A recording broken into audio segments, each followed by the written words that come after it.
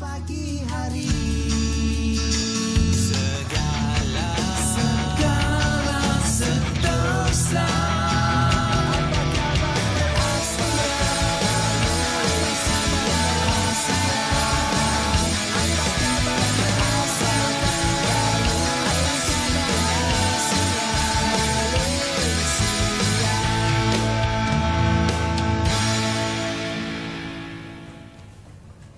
Apa khabar Malaysia? Assalamualaikum. Hai, selamat pagi buat anda semua. Sekali lagi bersiaran bersama dengan kami di program Apa Khabar Malaysia. Jadi saya sekali lagi tanyakan anda apa khabar anda di hari Jumaat, di hari-hari yang hujung ni dan nak masuk hujung minggu. Jadi kena bersemangat. Saya Nur Saliha Azmi hari ni bersama dengan rakan pengacara kita sedondon. Konsep apa ni? Konsep asli Melayu. Okey. Apa khabar anda? Diharapkan anda juga berada dalam keadaan sihat hendaknya. Saya di sini rasa teruja dan gembira sebenarnya. Bukan bersemangat sebab esok nak sampai ke hujung minggu. Tapi kita juga tetap bersemangat sebab esok merupakan tarikh penting dalam kalender sejarah Malaysia sebenarnya. Tanggal 16 September 1963 dan esok kita mengulangi untuk sambutan Hari Malaysia. Dan untuk pengetahuan anda, esok juga merupakan hari di mana Persekutuan Tanah Melayu Sabah dan juga Sarawak disatukan menjadi Malaysia sebuah negara baru. Jadi esok merupakan hari bersejarah dan rakyat Malaysia akan sambut sama-sama Hari Malaysia setiap tahun. Bila disebutkan Hari Malaysia 2023 ni semalam telah diadakan raktai penuh. Memang dah cukup meriah, tapi kalau nak tahu kemeriahan yang sebenar, orang kata TikTok, esok kita akan tengok Hari Malaysia 2023. Tapi bukan saja tengok, anda kenalah kibarkan jalur gemilang kita untuk orang kata semarakkan semangat Hari Malaysia, cintakan tanah air kita juga. Dan mengapa kita menyambut Hari Malaysia akan terjawab sekejap saja lagi. Kita akan ada diskusi bersama dengan tetamu kita.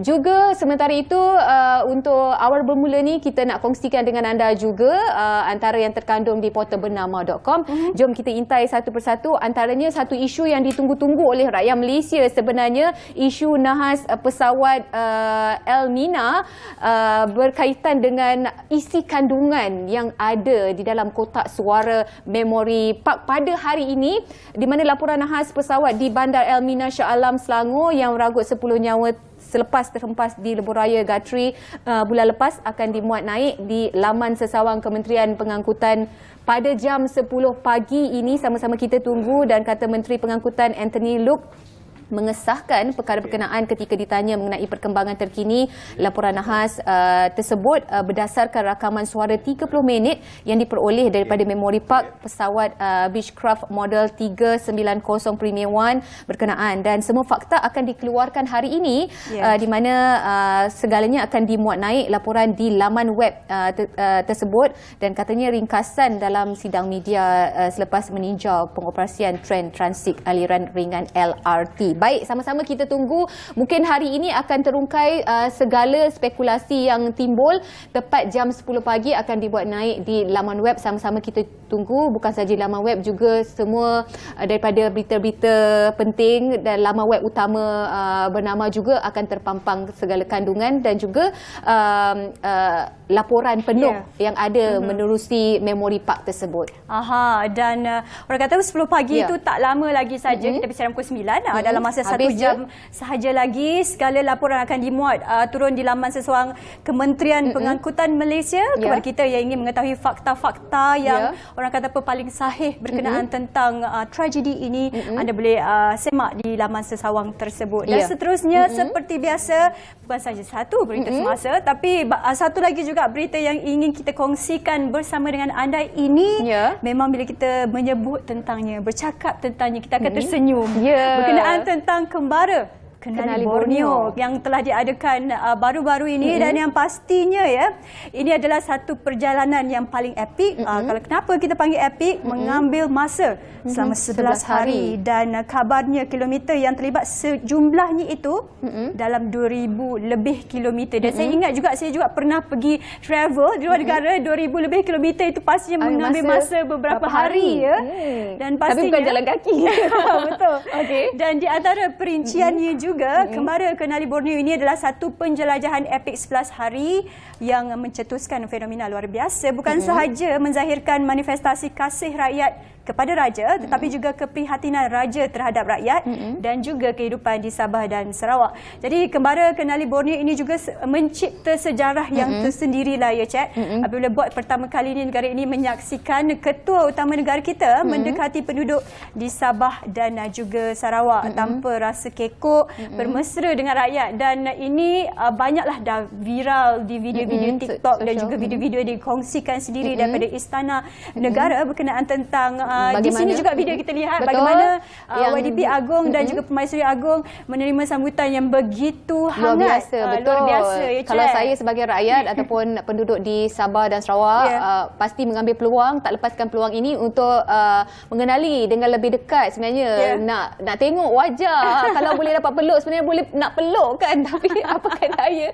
Itu dia antara sedikit visual yang mungkin anda terlepas pandang ataupun terlepas lihat, yang viral juga bagaimana keluarga yang di-Pertuan Agong dan juga Raja Permaisuri Agong menyantuni rakyat Malaysia sendiri. Cik nak tengok yang YDP Agong Permaisuri Agong, nak tengok anak kandanya ni. Itu dah tak ada lagi dah. Buat tentang anak kanda baginda juga ada juga video-video dikongsikan, video-video yang begitu manis momennya, mencuit hati rakyat jelata semua telah dikongsikan. Jadi saya kira rakyat dan juga raja berpisah tiada ya. Betul. Okey, itu antara sedikit perkembangan yang dapat kami kongsikan bersama-sama dengan anda. Dan selepas ini, jangan lupa selain daripada berita-berita utama, berita penting anda boleh dapatkan dari Bilik Berita sekejap lagi bersama dengan rakan setugas kami. Tapi sebelum itu, kita nak saksikan dahulu ramalan cuaca untuk hari ini. Bagaimana keadaannya? Jom saksikan.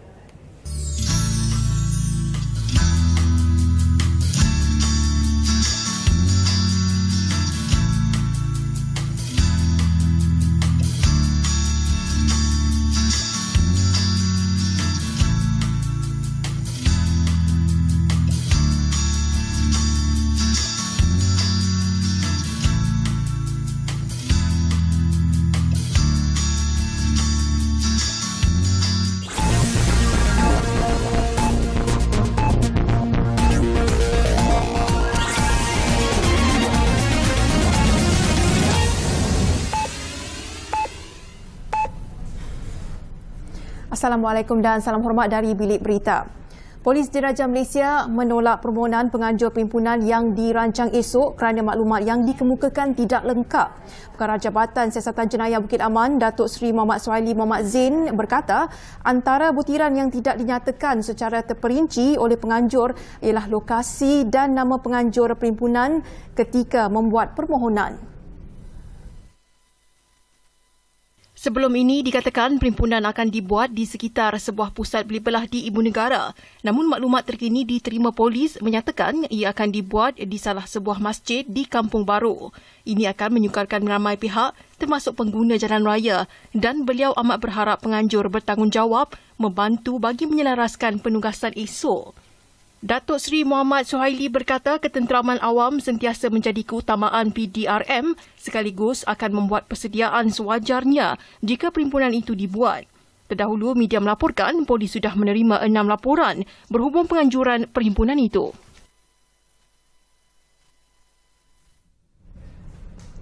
Dalam hal itu, Polis Kelantan bersiap sedia bagi menghadapi sebarang perhimpunan aman Gerakan Selamatkan Malaysia yang bakal diadakan oleh Pemuda Perikatan Nasional. Ketua Polis Kelantan Datuk Muhammad Zaki Harun berkata pihaknya telah menerima nasihat dan arahan daripada Ibu Pejabat Polis Bukit Aman untuk berjaga-jaga walaupun perhimpunan itu diadakan di ibu negara. Dan kita amat mengharapkan supaya tidak berlaku di sini dan wakimah di Kuala Lumpur pun kalau boleh tidak berlaku. Tetapi pihak polis di Kelantan ini kita bersedia menghadapi sekiranya berlaku perkara-perkara begitu. Dan saya nasihatkanlah kalau sekiranya ada niat, batalkanlah niat. Kerana kita bersedia. Dan hari ini contohnya bagaimana kita nak menghadapi, dan kita ada lagi unit-unit yang akan berdepan dengan masalah-masalah sebegini. Jadi kita harapkan masyarakat di Kelantan ini yang kita tengok matang dari segi berpolitiknya dalam pilihan raya yang lepas. So, saya percaya mereka juga matang dalam soalan ini. Jadi kadang-kadang kita tak perlu untuk membuat sesuatu yang pada kita mungkin kita rasa benda itu untuk menunjukkan sesuatu, tetapi dia akan memberikan masalah pada orang lain. Dia akan melibatkan trafik, dia akan melibatkan orang yang dalam kecemasan contohnya. Sebelum ini, media melaporkan pemuda PN akan mengadakan satu perhimpunan aman di hadapan Kompleks Sogo pada Sabtu ini susulan keputusan melepas tanpa membebaskan DNAA Datuk Seri Dr. Ahmad Zahid Hamidi daripada 47 pertuduhan berkait Yayasan Akal Budi. Datuk Muhammad Zaki berkata pihaknya mengharapkan perhimpunan seumpama itu tidak diadakan di Kelantan bagi mengelakkan sesuatu yang tidak diingini berlaku. Malaysia komited untuk melaksanakan aspek-aspek yang digariskan dalam laporan Jabatan Negara Amerika Syarikat GNAS mengenai pemerdagangan orang untuk keluar dari kedudukan tahap 2 senarai amatan. Menteri Dalam Negeri Datuk Seri Saifuddin Nasution Ismail berkata kejayaan Malaysia berada di kedudukan tahap 2 ketika ini memberi petunjuk bahawa beberapa aspek yang digariskan GNAS sebelum ini telah pun dipatuhi. Kita ada sehingga April tahun depan. Dan kalau kita lakukan usaha berterusan ini, saya zahirkan keyakinan saya bahawa kita bergerak di atas landasan yang betul. Pemerhatian dalam laporan antarabangsa ini, yakni dari Jabatan Negara Amerika Syarikat ini, dia sangat precise. Indikator apa dia nak kita capai. Yang terpenting adalah kita berjaya mengesan, mengenal pasti kes yang berlaku. Beliau berkata demikian selepas menghadiri majlis sambutan Hari Anti Perdagangan Orang Sedunia 2023 yang melancarkan 3 inisiatif, iaitu bantuan keuangan membabitkan dana berjumlah RM845,000 kepada 2 rumah perlindungan yang diuruskan oleh badan bukan kerajaan NGO, iaitu Global Shepherd Berhad dan Tenaganita Sendirian Berhad. Turut dilancarkan ikrar daripada wakil majikan dalam menangani pemerdagangan orang dan buruh paksa serta buku panduan atau care kit dalam 8 bahasa yang akan menjadi rujukan kepada mangsa pemerdagangan orang yang ditempatkan di rumah perlindungan. Untuk itu sekian dari Bilik Berita. Assalamualaikum dan salam Malaysia Madani.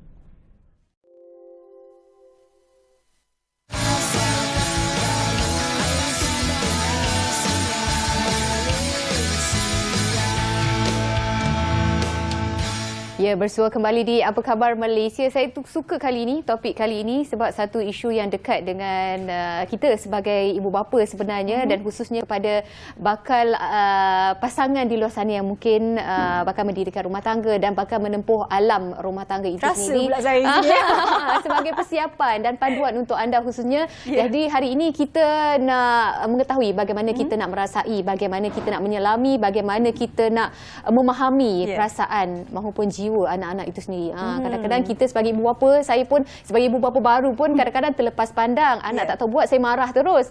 Kita kena ada panduan sebenarnya. Banyak situasi di mana anak-anak ni kadang-kadang kita tidak dapat mendengar suaranya. Bukan kita tidak mendengar, tetapi kadang sukar ataupun orang kata apa, nak memahami. Didengar lah, kan fahaminya. Jadi walaupun saya ni bukan lagi seorang ibu bapa, sebab itulah saya macam berfikir-fikir daripada pagi tadi nak tanya soalan macam mana yang ni. Tapi walau bagaimanapun kita dapatkan sedikit ilmu lah untuk perkongsian hari ini. Tentunya untuk bercakap tentang dengarlah jeritan anakku. Kita bersama dengan kaunselor berdaftar iaitu Dr. Rafidah Kastawi. Assalamualaikum. Waalaikumsalam warahmatullahi wabarakatuh. Apa khabar, Cik? Sihat, alhamdulillah. Sihat, terima kasih atas kesedia meluangkan masa. Saya suka sangat topik ni. Mungkin saya bukan seorang ibu bapa yang perfect, tapi kita setiap hari mesti nak belajar ilmu baru. Mungkin kita boleh dapatkan tips-tips yang berguna daripada doktor. Mungkin doktor, apa yang boleh kita fahami tentang jeritan anakku itu sendiri, dan mungkin ini sebagai panduan ataupun checklist baiklah kepada penonton di luar sana. Alhamdulillah. Bismillahirrahmanirrahim. Terima kasih pada soalan dan juga terima kasih kerana sudi menjemput saya ke TV Bernama. Okay, saya suka bila Cik kata kita sebagai ibu bapa kan tak ada yang sempurna. Itu yang sangat best. Okay, and yang keduanya kita kena tahu bahawa setiap anak itu berbeza. Setiap anak itu berbeza. Kita tak boleh mensamakan dia ataupun membanding-bandingkan anak ni. Macam mana yang Rasulullah SAW sabdanya, katanya ialah anak tu ibarat kain putih, fitrah. Dan kita ibu bapa, dia tak sebut faktor lain ya, ibu bapa yang mencorakkan anak itu sama ada menjadi Nasrani, Yahudi atau Majusi. Jadi itu yang kita pegang. Dalam apa keadaan sekalipun, bila sebut tentang checklist, dia ada kaitan dengan bagaimana ibu bapa tu dapat mengenali anak itu, dapat memahami jiwa anak itu. Antaranya kalau kita sebut ya tentang bagaimana kita nak mengenali, nak memahami, banyak sangat. Tapi antara yang penting yang perlu ada dalam senarai semak kita ialah bagaimana komunikasi kita dengan anak kita. Kan komunikasi itu dalam bentuk verbal, dalam bentuk non-verbal. Dia bukan sekadar kita puji anak tu dalam keadaan anak tu kata orang tu semua cemerlang. Tapi kita berada dengan anak itu ketika anak tu dalam keadaan dia lalai, dia leka, dia lara, ya, dia diuji Allah dengan pelbagai ujian. Jadi kita kena ada. Jadi komunikasi yang penting adalah komunikasi yang terbuka. Bila sebut terbuka, dia ada kaitan dengan perasaan. Sebab itu namanya dengarlah jeritan batin anak-anak tu. Okay, jadi saya bercakap ni sebenarnya bagi pihak anak-anak untuk ibu ayah di luar sana, penonton-penonton untuk faham bagaimana untuk mendekati anak ni.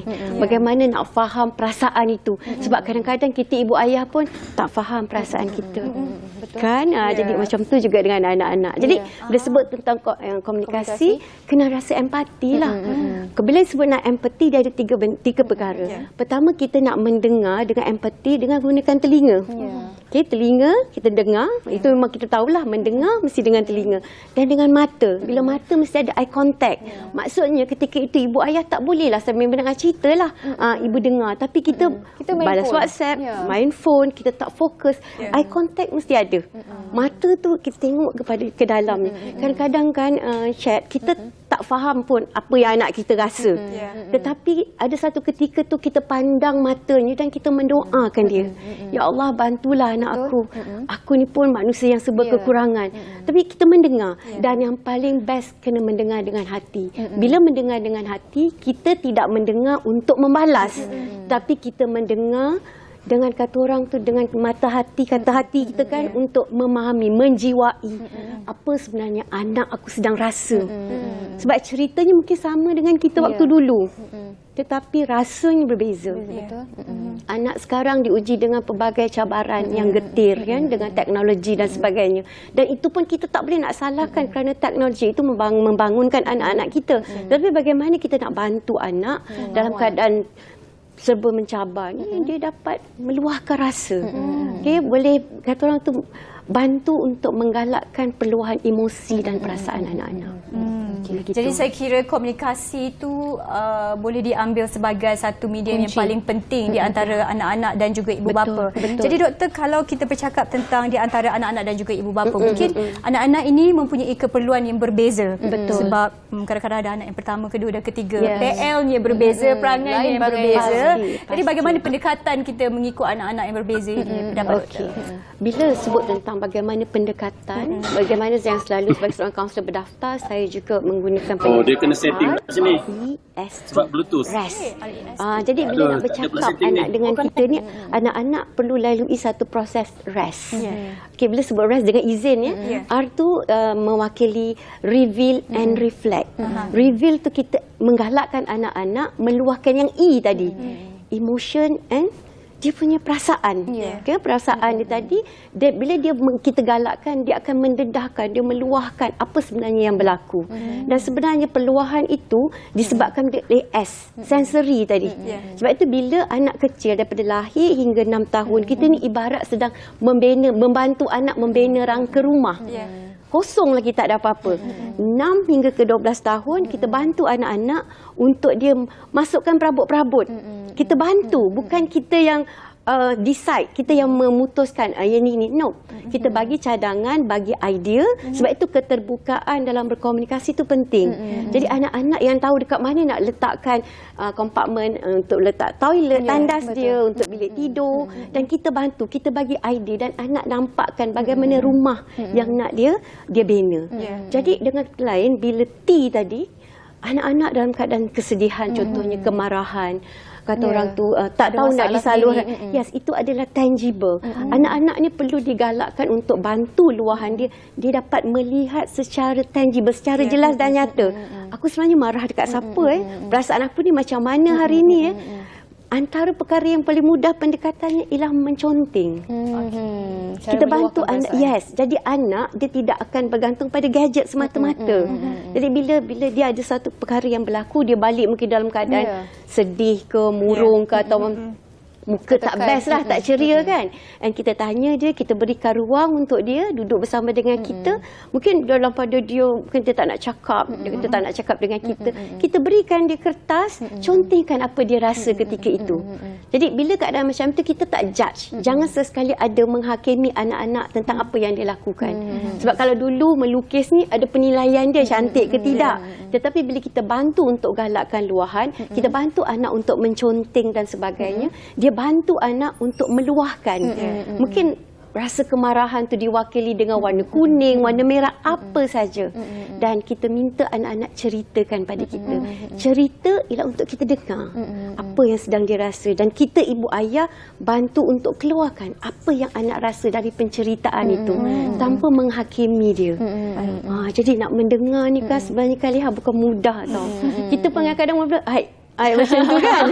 Tapi bila kita dengar luahannya, lihat kepada contingan perasaannya kan, jadi insya-Allah anak-anak akan menjadikan ibu ayah tu sebagai suatu ruang, suatu outlet tempat dia meluahkan perasaan dan dia tidak ke mana-mana. Dia tahu dia nak balik rumah, nak jumpa ibu dan ayah, ada banyak perkara yang nak dikongsikan. Allah. Dan saya percaya mungkin lain ibu bapa, lain pendekatannya. Mungkin ada salah satu caranya melalui seperti yang Dr. katakan tadi, melalui contohan, mungkin itu salah satu cara dan ada masa terluang untuk kita mendengar apa permasalahan ataupun konflik yang anak kita hadapi.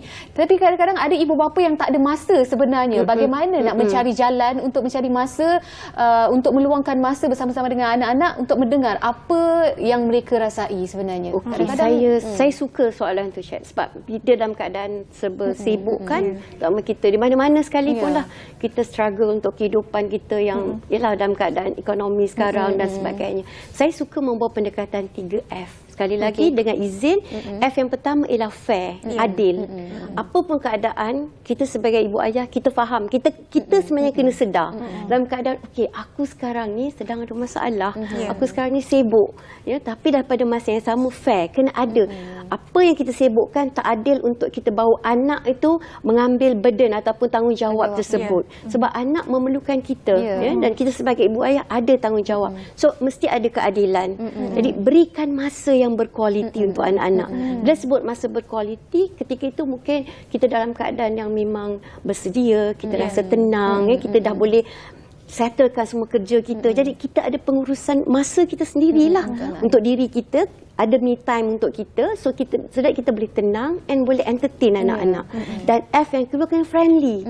Dengan anak tak boleh lah kata orang masalah tempat kerja, kita bawa balik ke rumah. Jadi itu juga menyebabkan kita tak ada ruang untuk bersama dengan anak-anak. Jadi kena ada friendly, sikap terbuka, kasih sayang dan jangan lupa dalam keadaan kita sibuk macam mana pun kan kita tap lah anak, peluklah anak. Sebab itu basic needs yang anak perlukan. Bukan dalam bentuk material semata-mata. You peluk anak, cium anak, doakan anak, cium ubun-ubunnya dan doa yang paling simple. Kalau kita terlalu sibuk kan, ya Allah selamatkanlah anak aku, bantulah anak aku. Biar anak tu mendengar. Dan secara tidak langsung kita bantu anak untuk dalam keadaan kita tak ada, mungkin anak di asrama dan sebagainya, dia tahu dia ada Allah.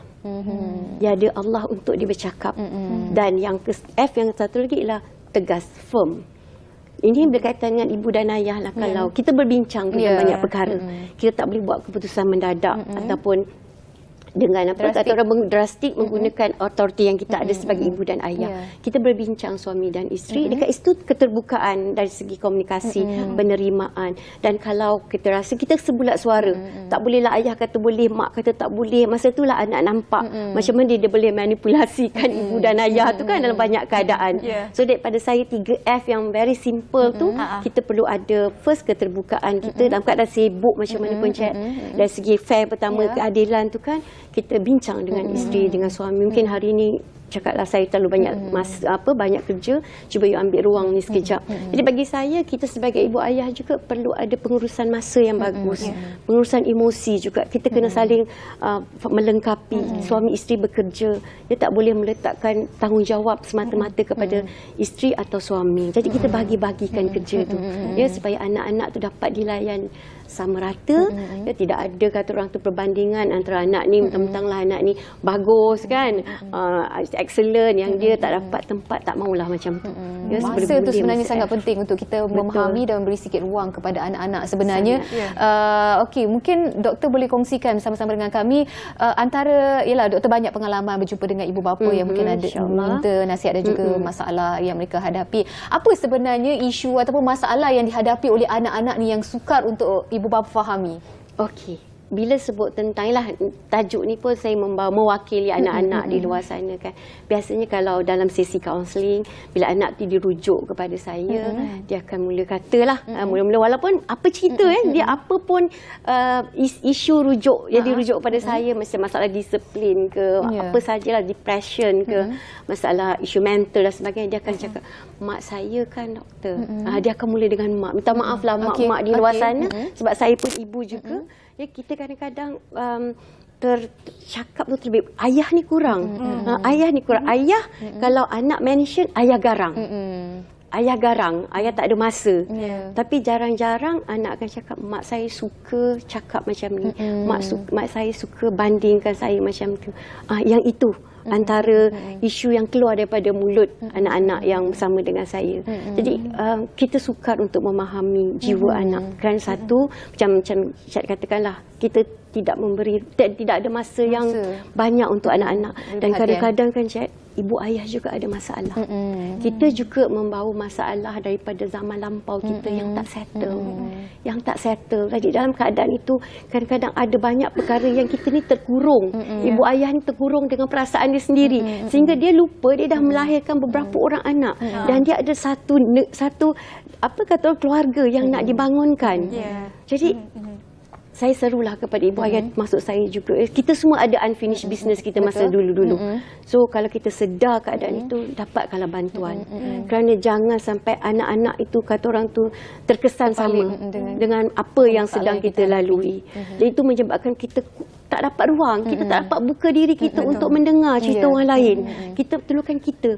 Mak dulu tak okey je, boleh je. Kita selalu membandingkan keadaan kita dengan keadaan anak-anak sekarang. Jadi masih pada saya tak fair untuk anak-anak tu. Jadi orang kata menjaga emosi anak-anak tu penting, tetapi menjaga emosi ibu dan ayah ni juga perlu muhasabah diri juga, menjaga emosi. Dan bagaimana mungkin hari ini kita nak tanyakan kepada doktor tips-tips ataupun yang boleh dikongsikan dengan kita yang ibu dan ayah sebagai panduan ni lah. Muhasabah dirinya tu, bagaimana kadang-kadang balik daripada kerja kita dah penat-penat, anak-anak pula macam-macam ragam, walaupun saya tak ada anak ni, tak apalah ya, bisa nampaklah kakak dan abang saya ada anak-anak macam tu. Kadang-kadang mereka betul-betul macam cuba menahan diri, tak nak marah, tak boleh anak. Jadi bagaimana tips-tips dan mungkin strategi yang doktor boleh kongsikan untuk kita jaga emosi kita tu? Antara strategi, dan saya jugalah sebagai ibu yang berkerjaya, isteri yang berkerjaya, pada saya satu keadaannya ialah saya menerima. Acceptance tu penting, penerimaan kepada masa lampau saya. Apa pun yang pernah berlaku masa kita kanak-kanak, dia akan bermula daripada masa zaman kanak-kanak kita.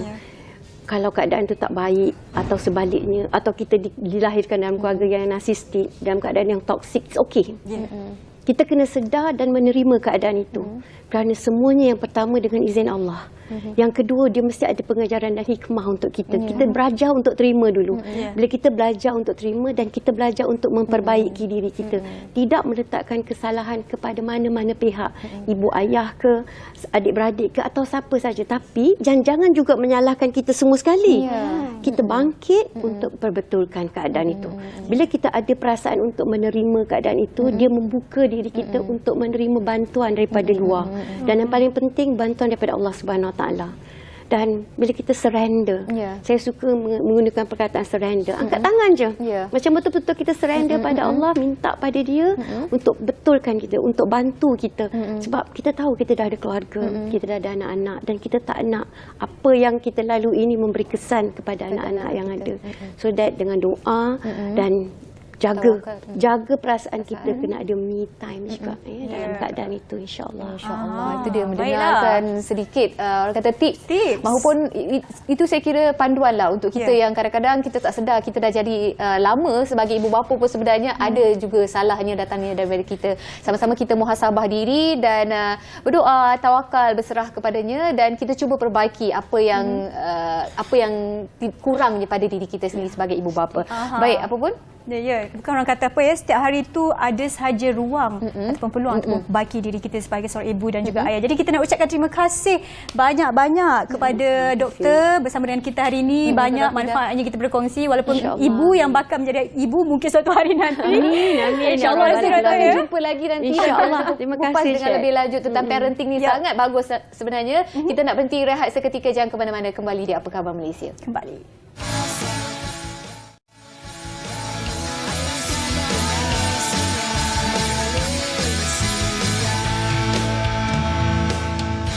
Terima kasih setia bersama dengan kami di program Apa Khabar Malaysia. Okey, adakah anda suka berpuisi? Suka. Mendengar cerita yang berpuitis dan bersyahdu? Jadi ini adalah slot untuk anda. Dan tentunya kita akan bercakap tentang sayembara deklamasi puisi kemerdekaan peringkat kebangsaan untuk kali yang ke-37 untuk tahun 2023 ini. Dan bercakap tentang itu, kita ada tetamu di atas talian ketika ini, Dr. Muhammad Saleh Rahmat selaku pengarah sayembara ini untuk kali yang ke-37 untuk tahun ini. Assalamualaikum. Assalamualaikum Doktor, apa khabar? Assalamualaikum Doktor. Okey. Waalaikumsalam. Dengar? Mungkin sebagai permulaan Doktor boleh terus ceritakan tentang sayembara ini. Adakah ini julung-julung kali diadakan untuk kali yang ke-37? Sedikitlah kita flashback tentang sejarah sayembara ini. Okey, terima kasih. Sayembara deklamasi puisi kemerdekaan ini sudah memasuki musim yang ke-37. Ya, ini bermula sejak 1987. Ya, sejak tahun 1987, Jawatankuasa Sambutan Bulan Kemerdekaan ketika itu di bawah Jabatan Perdana Menteri memberikan suatu kuasa ataupun amanah kepada Gabungan Persatuan Penulis Nasional Malaysia, GAPENA, untuk menganjurkan sayembara deklamasi puisi sempena hari kemerdekaan kita. Dan sejak itu, kita tidak berhenti-henti mengadakannya sehinggalah pada tahun ini sudah memasuki tahun yang ke-37, musim yang ke-37. Dan ini disertai oleh semua wakil setiap negeri dan pernah juga ada wakil daripada institusi pengajian tinggi IPT, dan sekarang kita sudah tidak ada wakil daripada IPT tapi masih mengekalkan Polis Diraja Malaysia dan Angkatan Tentera Malaysia. Jadi pada tahun ini kita ada 17 wakil yang sudah sampai ke peringkat akhir. Sebelum ini mereka sudah menjadi johan di peringkat masing-masing atau negeri masing-masing. Dan pada kali ini 17 wakil ini akan bersaing antara satu sama lain, dan venue kita pada kali ini ialah di Pejabat Setiausaha Kerajaan Negeri Perak di Ipoh. Itu sedikit. Baik. Okey, baik Doktor. Untuk sayembara deklamasi puisi untuk tahun ini,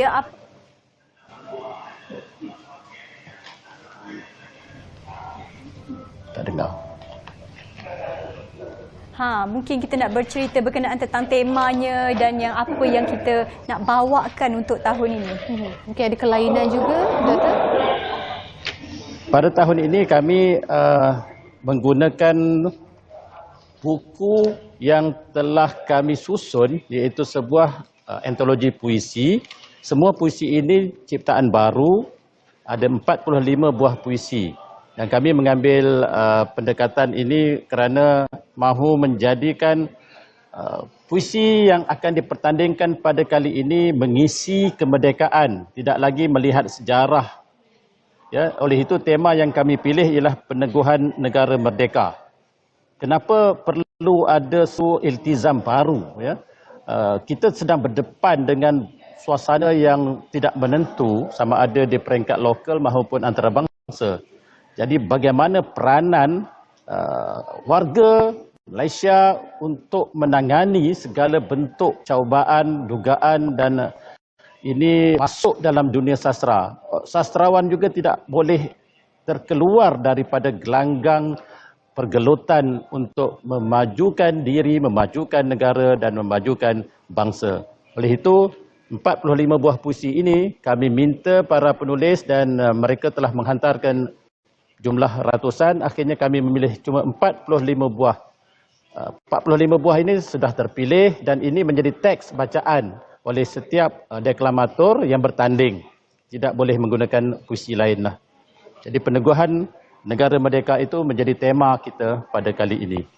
Kami cuba mengurangkan perkataan merdeka, perkataan yang sudah klise itu, tapi apa yang patut kita lihat pada masa depan. Baik. Difahamkan 17 peserta ataupun deklamator yang terlibat. Mungkin Doktor boleh kongsikan bagaimana peringkat saringan dilakukan untuk mencari peserta ini? Okey, di setiap negeri kami ada 20 gabungan. Di bawah Gapena ada 20 badan gabungan. Maknanya persatuan negeri-negeri ini menjadi tuan rumah pada negeri masing-masing.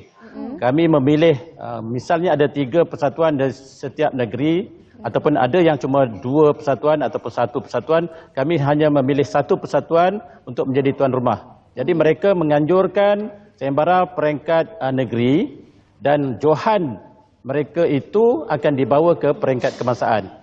Begitu juga dengan Polis Diraja Malaysia dan Angkatan Tentera Malaysia, mereka membuat satu pertandingan di peringkat mereka dan misalnya Angkatan Tentera Malaysia mengadakan sayembara itu di tempat mereka, manakala Polis Diraja Malaysia diadakan di Rumah Gapena sendiri.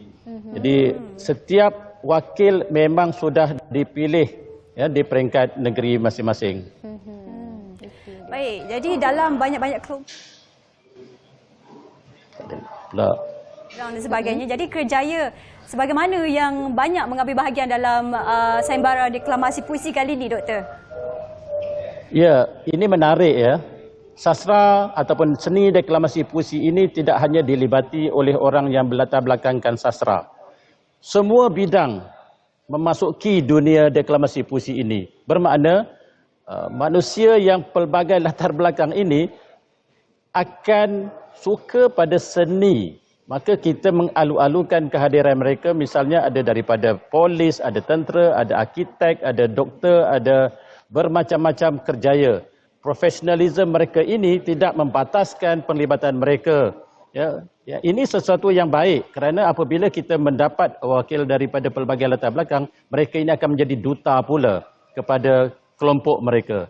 Dan misalnya kita ada seorang bekas juara dahulu, Brigadier General pun ada sekarang, sudah sampai ke peringkat itu. Malah peringkat Polis Diraja Malaysia pun kita sudah ada pengarah pun. Kenaikan pangkatnya itu barangkali mungkin barangkali ada kaitannya dengan kejayaan mereka yang pernah menjadi juara di peringkat kebangsaan. Dan ini sesuatu yang sangat kami harapkan supaya sastra tidak terbatas dalam dunia yang sempit tapi melebar ke dalam masyarakat. Baik Doktor, bila sebenarnya akan diadakan sayembara deklamasi puisi ini dan mungkin boleh Doktor bagi sedikit gambaran bagaimana persembahan pentas mereka, berapa masa durasi yang diberikan untuk membuat persembahan bagi setiap peserta? Persembahan ataupun pertandingan kita pada kali ini, alhamdulillah kita mendapat kerjasama daripada Kerajaan Negeri Perak. Maka pada 16 September, pada Sabtu yang akan datang ini, kita akan adakan pertandingan di Pejabat Setiausaha Kerajaan Negeri Perak di Ipoh. Kerjasama ini juga melibatkan Jabatan Kebudayaan dan Kesenian Negara Perak, JKKN, dan begitu juga kami mendapat kerjasama daripada Dewan Bahasa dan Pustaka dan Kementerian Pelancongan Seni dan Budaya. Dari sudut dananya itu, mereka telah memberikan bantuan yang sangat kami harapkan dan sangat membantu. Oleh itu, tidak dapat kami melaksanakannya tanpa kerjasama bantuan daripada pelbagai pihak. Kalau pada awal dahulu, semasa bermula pada tahun 1987 dulu, dananya sudah disediakan oleh Kerajaan Malaysia. Berdasarkan dalam bajet mereka menyambut Hari Kebangsaan sudah dimasukkan agenda ini. Tetapi sudah lama terhenti. Kami jalankan juga, akhirnya sedikit demi sedikit kami melebarkan bentuk kerjasama dengan pelbagai pihak. Jadi kali ini pada 16 September ini di Pejabat SUK di Ipoh akan diadakan sayembara deklamasi puisi kemerdekaan peringkat akhir dan terbuka kepada orang awam untuk hadir menontonnya dalam 2:30 petang begitu ya. InsyaAllah kita harapkan ianya berjalan dengan lancar ya Doktor. Tapi di hujung-hujung ni kita nak tanya satu soalan yang bagi saya adalah seperti asas berkenaan tentang deklamasi puisi dan sebagainya. Jadi bagaimana Doktor mungkin memberi nasihat kepada golongan-golongan muda ini menanamkan kecintaan ataupun membudayakan untuk berpuisi ini, kerana kita tahulah ya generasi sekarang sibuk dengan handphone, tab dan sebagainya. Jadi bagaimana nasihat Doktor, silakan. Okey, ini menarik ya sebab pada tahun ini ada sekurang-kurangnya ada dua pelajar universiti menjadi wakil pada negeri Perak, seorang lagi negeri wilayah persekutuan. Dan mereka ni pelajar USIM dan pelajar UPSI. Ini generasi muda. Di samping itu ramai lagi sebenarnya deklamator yang daripada generasi muda. Apabila kita lihat perkembangan ini, kita rasakan bahawa seni deklamasi puisi ini sudah melebar dalam kalangan generasi muda.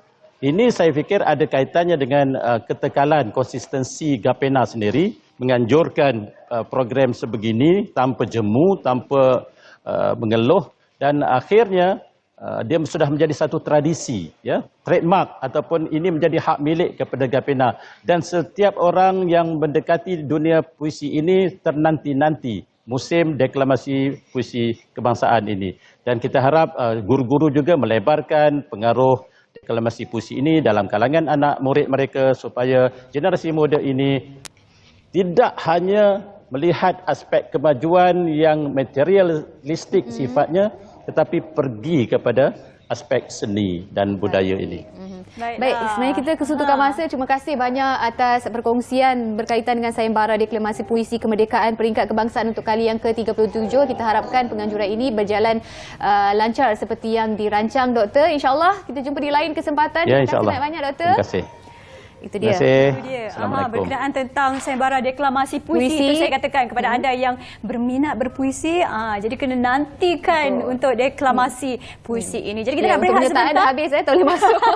Jom. Kita berhenti rehat seketika dan kembali selepas ini. Jangan ke mana-mana.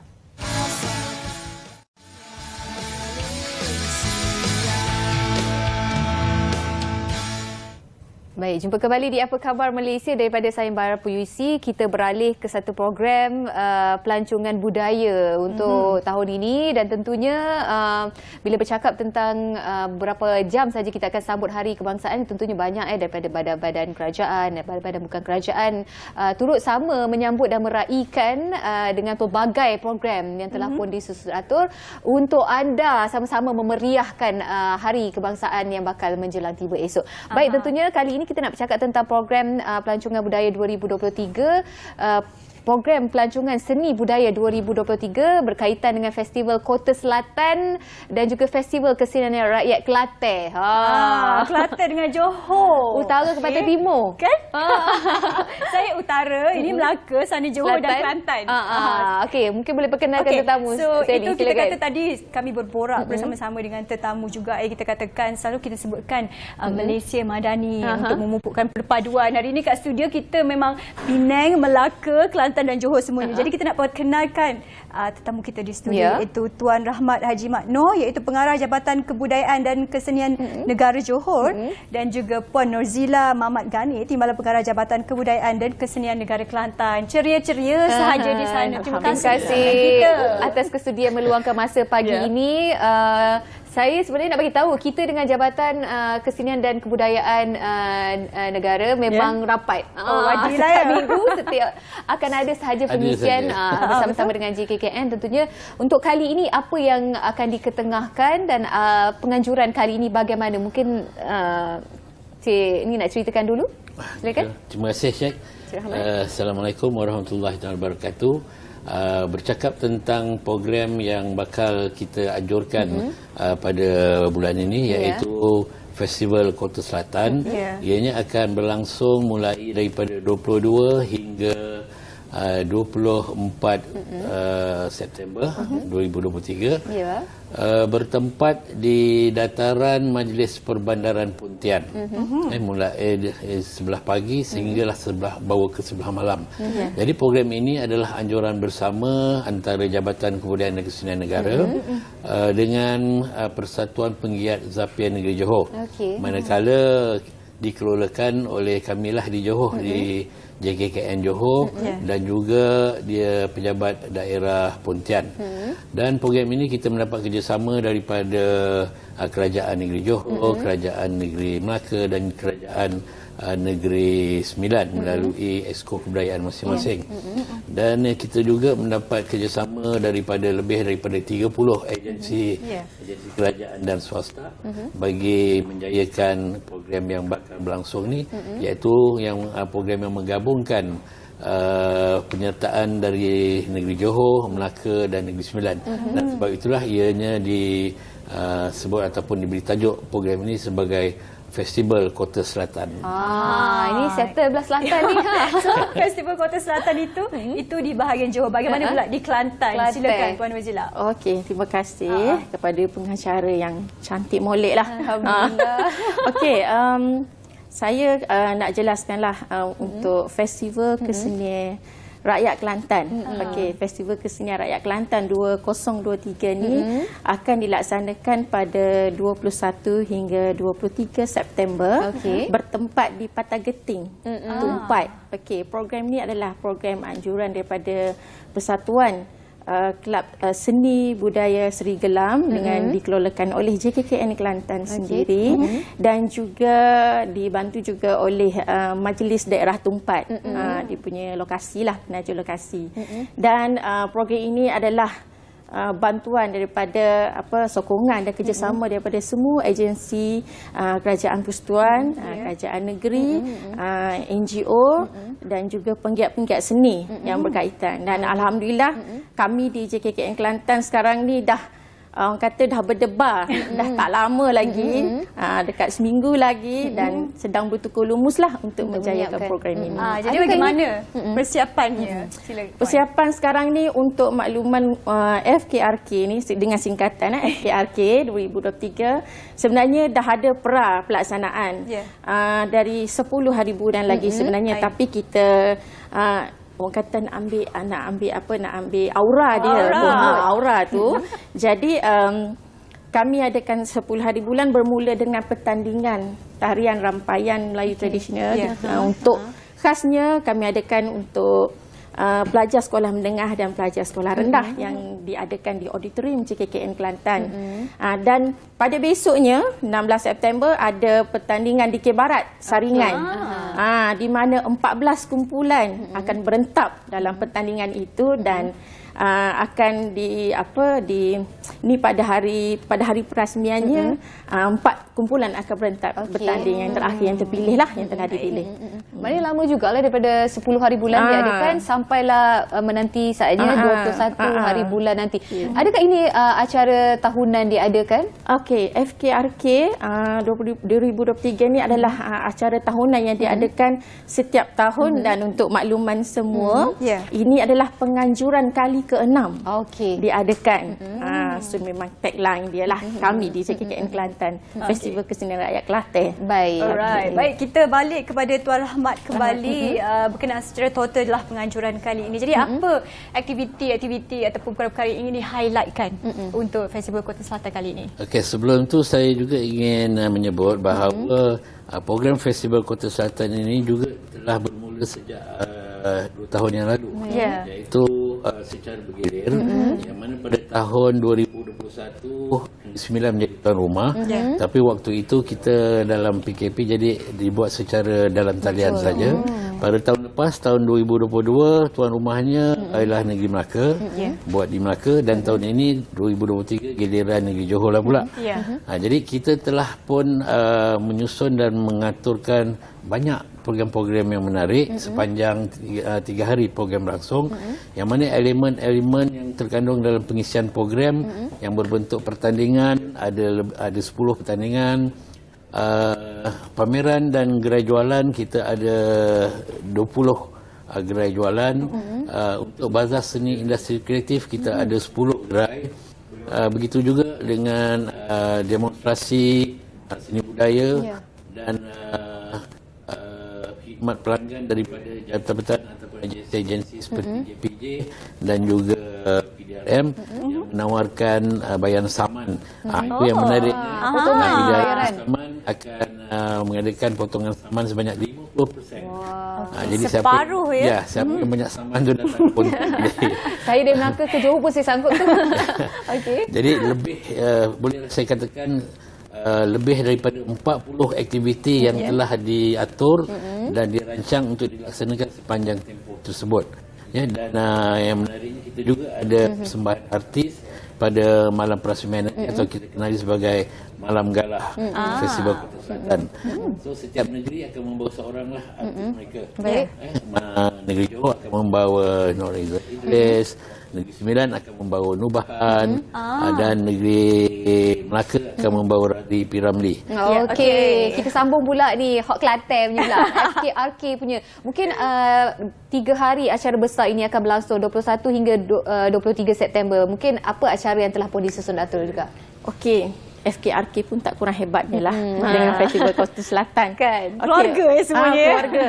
Okey, untuk FKRK kami ada menyediakan program-program yang menarik seperti ada persembahan kebudayaan, ada pertandingan di Barat, ada permainan tradisional, ada demonstrasi.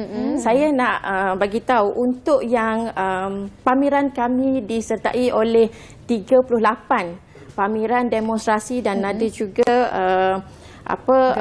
program interaktif.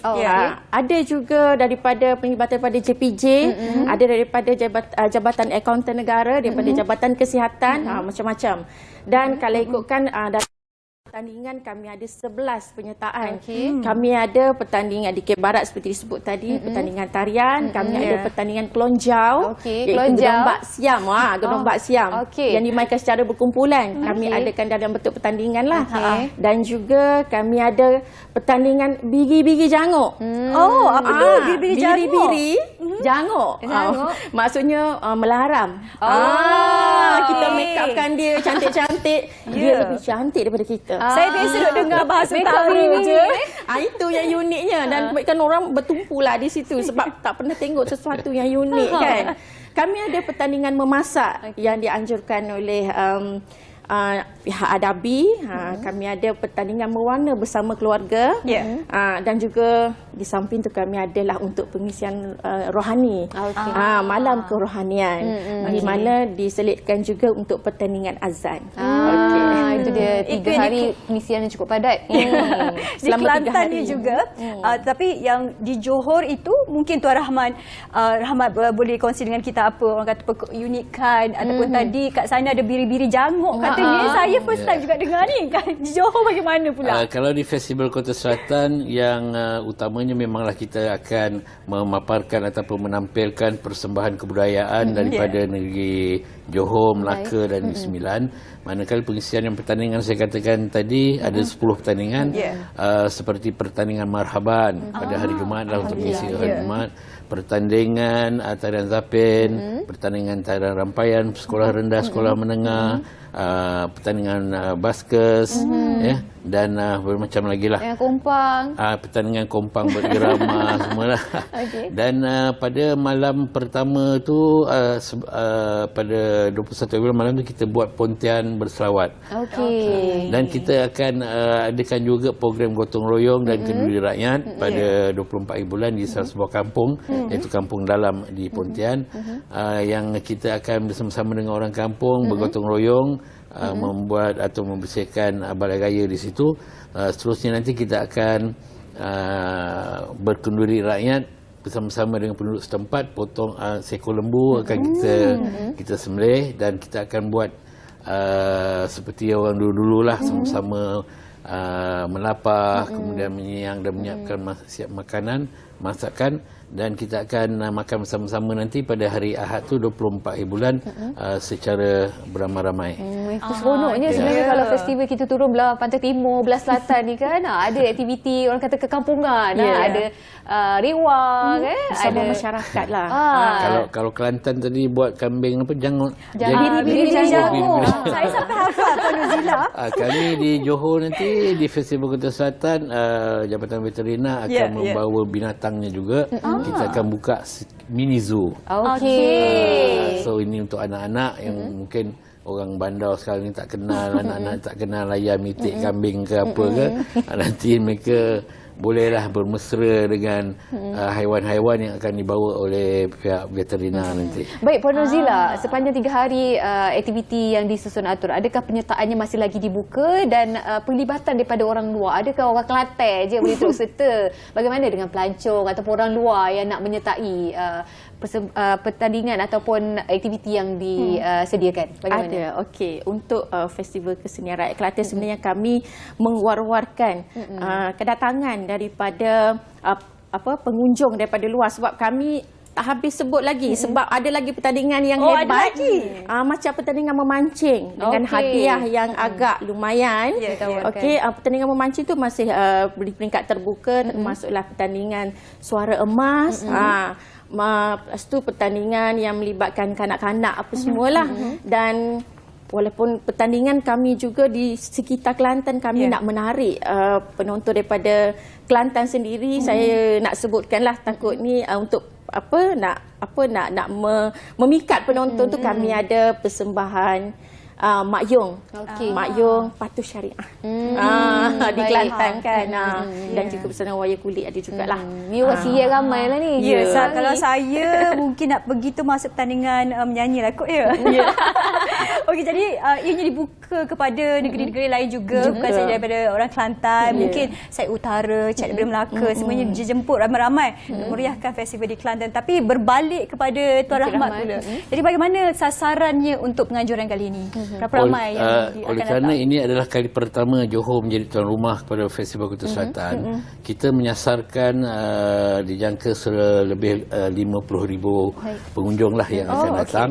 Kerana kita dapati bahawa penduduk di Pontian sendiri berjumlah lebih 173,000 dan Pontian ini bersempadan dengan daerah Batu Pahat, Johor Bahru dan juga Air Hitam. Maka kita pun mengharapkan pengunjung-pengunjung datang daripada rakyat tempatan. Manakala kita juga mengharapkan pengunjung datang daripada Melaka dan Negeri Sembilan jugalah. Kerana ini ada program bersama dengan ketiga-tiga buah negeri tersebut. So dengan adanya jadual yang kami isikan padat jugalah, mungkin akan menarik lebih ramai lah pengunjung-pengunjung, terutamanya daripada pelancong-pelancong domestik ataupun luar negara daripada Singapura dan juga Indonesia. Dan sekarang ini pula negeri Johor, kita di sana mempunyai sebuah jambatan baru yang baru dibuka pada tahun ini, iaitu jambatan Sungai Pulai yang menghubungkan antara Gelang Patah dengan Pontian. Ini mendekatkan jarak antara Johor Bahru ke Pontian. Jadi orang-orang ataupun pelancong Singapura boleh datang terus ke sana secara masa yang pendek lah. Dan satu lagi yang boleh menarik minat orang ramai berkunjung ke sana, kerana kita juga nanti akan mengadakan ataupun menaikkan layang-layang besar di tapak tersebut pada 22 dan 23 hari bulan, 2 hari saja. Dan kalau nak tengok layang-layang yang besar-besar tu besok, jomlah datang ke tapak Kota Selatan kita. Jadi jomlah kita cek ke sana juga ya. Sedikitlah harapan daripada Puan Nuzila sendiri, bagaimana program ini diharapkan, bagaimana harapannya, dan ajak lagi bukan saja orang Kelantan, mari kita level antarabangsa ni, pergi CLC yang pun datang mari. Okey, berdasarkan apa yang kami hidangkan sepanjang 3 hari berturut-turut tu, pastinya saya mengharapkan agar ramai-ramailah datang berkunjung dan menyertai program Festival Kesenian Rakyat Kelantan. Kalau ikutkan ini penganjuran kali ke-6, dan sebelum ni 2022 kami didatangi oleh 55 orang pengunjung. Jadi tahun ni saya mengharapkan lebih dari itu kerana dari segi aktivitinya kita ada pertandingan kelonjau yang saya sebutkan tadi itu adalah pertandingan untuk mendapatkan perhatian daripada penduduk selatan Thailand. Selain daripada di Kelantan dan di seluruh negara kita lah. Itu sebenarnya saya nak pergi mengharapkan. mana ni? Saya ke Kelantan, Chat ke Johor. Sila. Cuma satu tapi kita tukar pun boleh juga. Okey. Apa yang kita harapkan juga program sebegini dapat menarik minat bukan saja penduduk setempat, malah mereka yang mungkin luar daripada kawasan Kelantan maupun Selatan, dan diharapkan semuanya berjalan dengan lancar. InsyaAllah kita jumpa di lain masa, Puan Nozila dan juga Encik Rahmat. Terima kasih. Okey. Dan sekali lagi kita harapkan segalanya berjalan dengan lancar di kedua-dua festival ini. Kita nak berehat sebentar. Kembali selepas ini.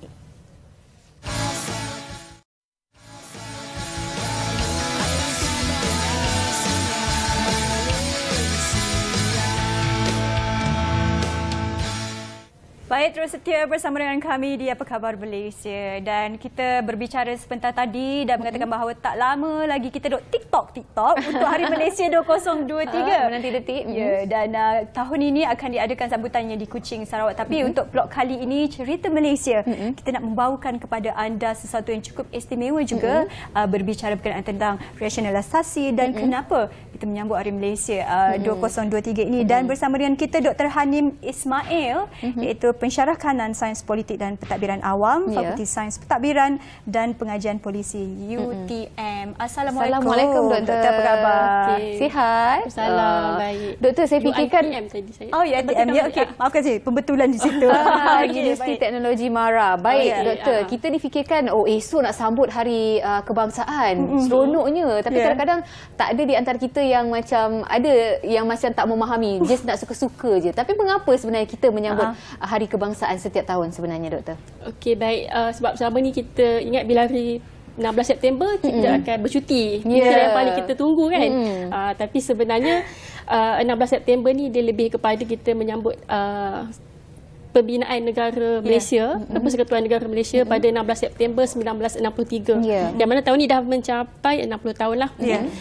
Jadi di sini saya ingin kongsikan bagaimana kita mencapai kemerdekaan, kemudian kita membina sebuah negara Malaysia sebagai sebuah negara persekutuan. Okey, pada ketika itu yang mana kita telah menggabungkan di antara Semenanjung Malaysia, Sabah, Sarawak dan Singapura menjadi sebahagian daripada negara Malaysia dan Persekutuan Malaysia ini sendiri. Dan ingin saya kongsikan sedikitlah proses mencapai sebuah negara sebagai sebuah negara Malaysia, negara baru. Okay, sebelum ni kita merdeka pada tahun 1957, 31 Ogos. Jadi kemudian kita ada perancangan ataupun idea untuk menubuhkan Malaysia dengan menggabungkan negeri-negeri yang berdekatan kan. Contohnya ada idea untuk menggabungkan Malaysia, Tanah Melayu, Singapura, Sabah, Sarawak dan Brunei. Okey, jadi proses akhirnya terjadinya sebuah negara Malaysia sebagai sebuah negara persekutuan yang menggabungkan Semenanjung, Sabah, Sarawak dan Singapura. Okey, sebelum berlakunya penggabungan, adanya Suruhanjaya Kobot, yang mana kita tahu bahawa perancangan ataupun idea untuk menubuhkan Malaysia ni telah berlaku pada tahun 1888 lagi. Lebih awal sebelum kita merdeka. Kan mana yang British menampakkan bahawa apabila berlakunya gabungan ini, maka pentadbiran itu lebih baik, lebih teratur dan terancang. Jadi ada perancangan begitu dan sehingga Tunku Abdul Rahman juga mempunyai idea yang sama selepas merdeka, dan pada 1962 tertubuhnya Suruhanjaya Kobot yang mana kita mengambil reaksi dan pandangan daripada masyarakat Sabah dan Sarawak atas penubuhan Malaysia ini. Dan hasil daripada Suruhanjaya Kobot ini sebanyak 70% daripada reaksi dan pandangan daripada masyarakat Sabah tadi menerima tentang cadangan penubuhan Malaysia ini. Dan setelah itu, sebelum kita berjaya membentuk sebuah negara Malaysia pada 1963, kita juga ada jawatan kuasa antara kerajaan. Yang mana jawatan kuasa antara kerajaan ini, dia telah berperanan sebagai untuk melibatkan semua negeri-negeri anggota untuk membincangkan tentang kepentingan, peranan dan keperluan negeri masing-masing apabila kita bergabung.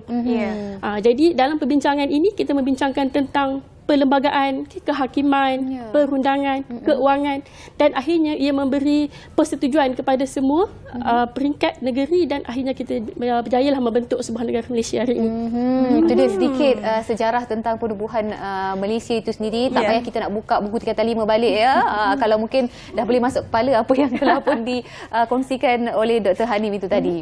Ya, dan mungkin bila bercakap tentang Hari Malaysia 2023 ni Dr. Hanim, jadi bagaimana kita sekarang di generasi kini ingin orang kata menanam lebih semangat untuk cintakan Malaysia dan budayakan bahawa kita ni perlu ingatlah sejarah yang dibina dahulu bukan senang dan ada juga jerit perih dan juga cabaran ni, Doktor. Silakan. Okey, betul lah seperti yang dikatakan oleh Sadihah. Bagaimana kita tahu kita perlu menghayati sejarah perjuangan yang sangat panjang dari segi untuk mencapai kemerdekaan sehingga akhirnya kita membentuk sebuah negara Malaysia pada hari ini. Jadi kita perlu menghargai, perlu menghayati sejarah di samping kita memahami susah payah untuk mencapai kemerdekaan dan hari ini kita perlulah berusaha untuk memastikan keamanan dan kestabilan yang kita kecapi hari ini sentiasa terjamin dan dikekalkan. Okey, sebelum itu kita perlu melihat bagaimana yang saya dah kongsi tadi berkaitan dengan penubuhan proses penubuhan Malaysia yang walaupun tidak sepanjang perjuangan untuk mencapai kemerdekaan, tetapi ianya memerlukan banyak tanggungjawab, peranan dan sebenarnya yang saya kongsikan tu sedikit sajalah sebab kita tahu ada penentangan terhadap idea penubuhan gagasan Malaysia ini sendiri kan. Jadi di sini kita perlu faham dan rakyat Malaysia perlu memahami konsep rukun negara. Rukun negara 5 prinsip itu bukan semata-mata untuk kita hafal. Bila cikgu anak-anak di sekolah kan, cikgu suruh hafal prinsip 5 negara, so kita hafal ada 5. Tapi apa yang terkandung dalam konsep rukun negara itu kita tak faham. Kan? Kita cuma tahu boleh hafal sebut satu kan, tapi kita tahu apa peranan kita bila kita menyebut dalam membacakan rukun negara tersebut. So kita boleh tengoklah supaya kita menghayati apa yang prinsip dalam rukun negara dan kembali kembara kenali Borneo. Dan kita tahulah hari ni baru ni kan yang di Pertuan Agong dan Raja Permaisuri Agong dia datang ke Sabah. So baginda datang ke Sabah. So kita boleh lihat bagaimana penerimaan rakyat Sabah. Di situ kita dapat lihatlah salah satu contoh bagaimana rukun negara itu diangkat. Kesetiaan kepada raja dan negara. Kan? Jadi kita nampak bagaimana kesetiaan dan penerimaan rakyat Sabah terhadap institusi berajam di Malaysia. Baik sebenarnya. Ada lagi banyak soalan yang saya nak tanya setelah 60 tahun penubuhan Malaysia dibentuk kan. Kita nak tahu juga masihkah ada orang kata pandangan serong ataupun bagaimana pandangan penduduk ataupun penerimaan rakyat Semenanjung, Sabah dan juga Sarawak. Baik, kita nak berhenti rehat seketika, jangan ke mana-mana, kembali di Apa Khabar Malaysia. Kembali.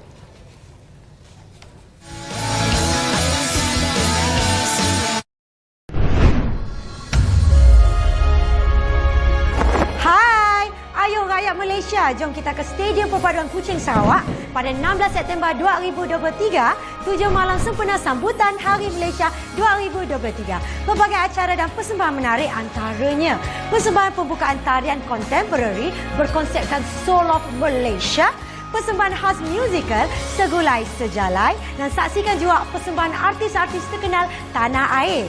Jangan ketinggalan untuk bersama-sama memeriahkan sambutan Hari Malaysia pada tahun ini. Ikuti siaran langsung menerusi semua stesen penyiar atau menerusi Facebook Live at Kementerian Komunikasi dan Digital dan Merdeka 360. Sambutlah Hari Malaysia 2023 dengan penuh kebanggaan dan jiwa yang penuh semangat patriotisme.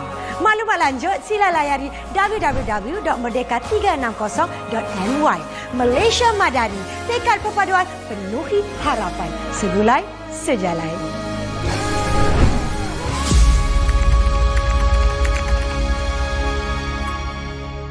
Okey Malaysia. Anda bersedia?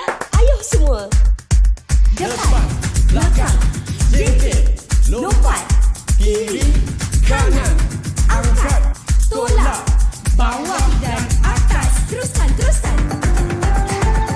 Cuk. Tarik nafas. Lepas. Sempena Bulan Malaysia Sihat Sejahtera. Mulakan gerak sihat anda sekarang.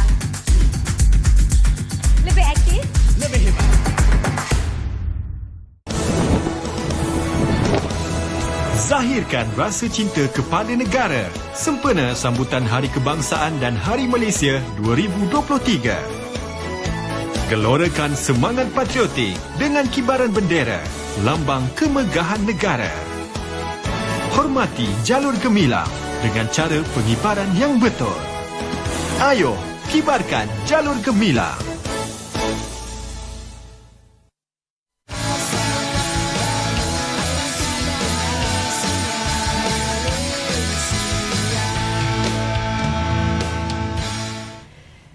Kembali bersama kami di Apa Khabar Malaysia, tentunya masih lagi bersama dengan Dr. Hanim Ismail selaku pensyarah kanan Sains Politik dan Pentadbiran Awam, Fakulti Sains Pentadbiran dan Pengajian Polisi Universiti Teknologi MARA. Baik, berkaitan dengan pertanyaan saya tadi, kita dah tahu sekarang masuk 2023 dah Malaysia dibentuk selama 60 tahun.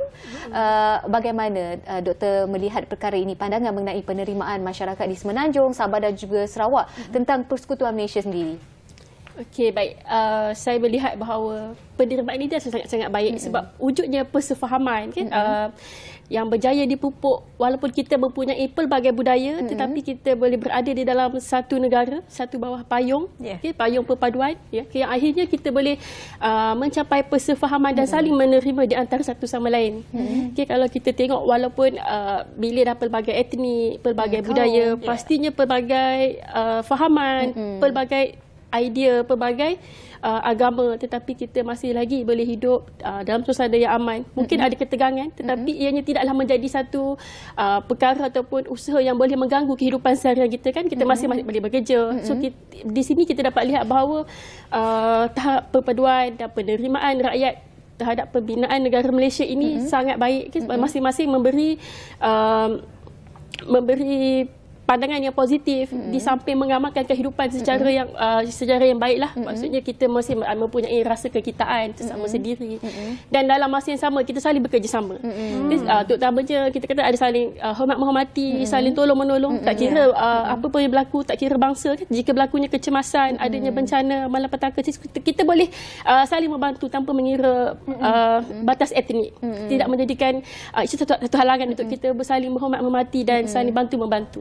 Itu dia. Masih lagi ada orang kata sifat kekitaan itu walaupun jarak memisahkan kita tapi kita tetap bersatu dan dekat di hati. Tapi masih lagi ada tanggapan yang macam orang tak tahu, orang ingat Sabah Sarawak ni lain, bukan dalam Malaysia. Bagaimana pandangan? Menyebut tentang Sabah Sarawak dan juga Semenanjung Malaysia ini, seperti kita esok adalah Hari Malaysia 2023 juga ya Dr. Hanim. Jadi apa mungkin usaha-usaha yang kita menyebut sentiasa aspirasi Kerajaan Madani ini adalah berkenaan tentang perpaduan, menambahkan perpaduan, jadi kecintaan sesama kita juga. Jadi apa mungkin usaha-usaha yang doktor mungkin boleh sarankan hari ini dan berkongsi dengan kita bagaimana nak meningkatkan perpaduan di kalangan rakyat kita Malaysia? Perpaduan ni sebenarnya kita nampak walaupun baik, dalam baik, tapi ada isu-isu yang boleh menggugat perpaduan tersebut. Okay, jadi bagi saya kita perlu menjaga keharmonian yang kita kecapi hari ini. Okay, kita tengok dalam prinsip demokrasi, kita ada kebebasan bersuara. Dalam perlembagaan perkara 10/4 kita bebas bersuara, menyatakan pandangan, pendapat, tetapi dalam masa yang sama di dalam keadaan suasana negara kita yang pelbagai kaum, masyarakat majmuk, kita masih ada batas-batas untuk kita bercakap supaya tidak mengganggu gugat ataupun mengganggu kepada kestabilan negara tersebut. Jadi di sini semua perlu faham, mengelakkan isu-isu sensitif untuk menyentuh supaya ianya tidak menjadi darah daging ataupun dia boleh menjadi virus yang merosakkan hubungan yang walaupun kita nampaklah mungkin ada suasana tegang macam saya sebut tadi kan, tapi kita masih boleh bersama.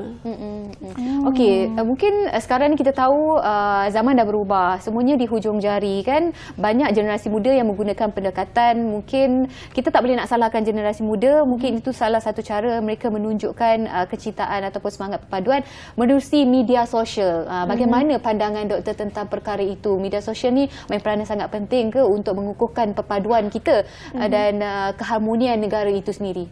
Ya, betul. Media sosial ni merupakan salah satu platform ataupun medium utama dalam kita nak membentuk semangat perpaduan itulah. Semangat patriotisme. Kalau kita tengok sekarang lah kan macam adanya usaha dalam media sosial dalam media sosial tu kan, so macam pelbagailah menunjukkan semangat patriotisme, cinta akan negara kan. Jadi itu salah satu usaha yang baiklah untuk kita menerapkan semangat patriotisme di kalangan generasi muda. Di samping kita lihat bahawa dalam hari ni ibu bapa banyak memberi sokongan apabila anak-anak ni mula menyambut Hari Merdeka dan Hari Malaysia di sekolah, bersolek kan, memberi dandanan yang menarik lah untuk anak-anak menyambut kemerdekaan. Dan Hari Malaysia ini menunjukkan bahawa ibu bapa prihatin terhadap anak-anak yang dididik, yang kita perlu didik daripada sedari kecil untuk semangat patriotisme, dan akhirnya boleh membawa kepada mereka semangat akan cinta akan negara bila mereka besar nanti. Jadi orang kata, pendek kata, melentur buluh itu biarlah daripada rembung. Ya, betul. Dan menjadi rembung ni mengambil masa lah pula kita untuk nak membentuk segala-galanya. Tapi walau bagaimanapun, tetapkan semuanya, orang kata apa, semangat itu perlu sentiasa disimpan dalam hati kita seluruh rakyat Malaysia ya. Jadi doktor, bercakap tentang semangat ini juga, baru ini yang tadi doktor katakan mengenai kembara Kenali Borneo.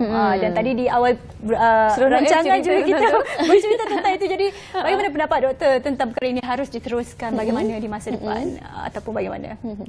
Ya, sangat yang aktiviti ataupun program yang sangat baik yang dah kita tengok sendiri pun bagaimana penerimaan rakyat Sabah, dan begitu juga dengan Tuanku Permaisuri sendiri kan, sehingga akan menitiskan air mata melihat betapa harunya menerima rakyat Sabah punya penerimaan terhadap kedatangan baginda berdua kan. Jadi di situ kita dapat lihatlah bahawa program ini sangat diterima baik oleh masyarakat, terutamanya masyarakat Sabah dan Sarawak. Dan apa salahnya jika program ini diteruskan, mungkin kepada negeri lain seperti negeri Sarawak pula sendiri kan, dan negeri-negeri lain di Semenanjung. Kita untuk lebih mengenali sultan kita lah, ataupun raja yang merupakan kembara kebernamaan itu. Sima perpaduan kan. Betul, itu salah satu cara untuk institusi diraja mendekatkan diri kepada rakyat jelata sebenarnya. Okey, dan sebenarnya banyak program-program yang telah pun disusun atur bagi menyambut meraihkan kemeriahan hari kebangsaan yang bakal kita sambut esok. Apapun cara, bagaimana, apapun tanggungjawab anda, bagaimana anda meluahkan rasa cinta kepada tanah air, pastikan ia secara yang positif dan diterima masyarakat tanpa ada berlaku ataupun sentimen perbalahan di situ. Ya, tak kira di mana anda berada, di hujung Sabah sana, adik kakak di Sarawak sana, dan mungkin di Semenanjung Malaysia, kita semua adalah serumpun. Dan kita nak ucapkan terima kasih kepada Dr. Hanim Ismail. Seronok kita berborak ya bersama pensyarakanan Sains Politik dan juga pentadbiran awam Fakulti Sains Pentadbiran dan Pengajian Polisi Universiti Teknologi Mana. Terima kasih doktor. Dan itu esok saja kita bakal sambut Hari Kebangsaan untuk tahun 2023 untuk kali yang ke-60. Apapun kami ucapkan selamat Hari Malaysia kepada anda semua di luar sana. Kalau boleh kita sambut dengan sebaik-baiknya tanpa ada isu pergaduhan dan perkara yang tidak-tidak ya. Jangan.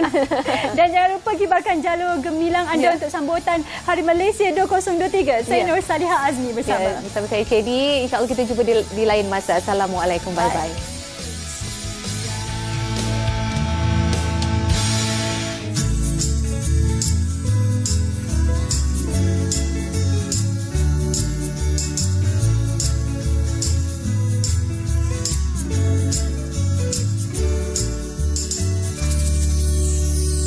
Senyum segar